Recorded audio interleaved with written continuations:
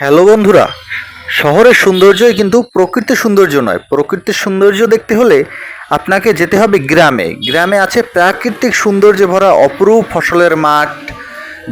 যেদিকে তাকাবেন সেদিকে সবুজ আর সবুজ, মাঠ আর মাঠ, ফসলের মাঠ। এ এক অন্যতম সৌন্দর্যের প্রতীক।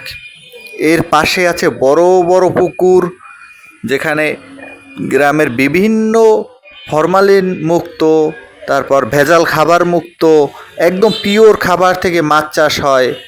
গ্রামে যারা বসবাস করে তারা অবশ্যই ফরমালিন মুক্ত, ভেজাল মুক্ত খাবার খায়।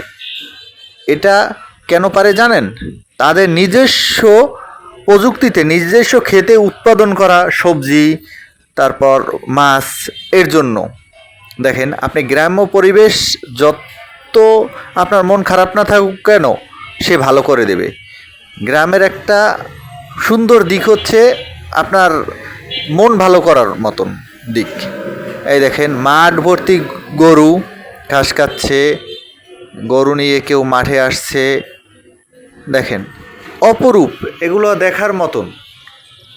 গ্রাম্য পরিবেশে যান, চারদিক দেখেন, মন ভালো হবে, অবশ্যই ভালো হবে। এবং মন ভালোর সাথে সাথে আপনার বিকাশও বাড়বে। ওকে বন্ধুরা, ধন্যবাদ সবাইকে, সাথে থাকবেন। Thank you.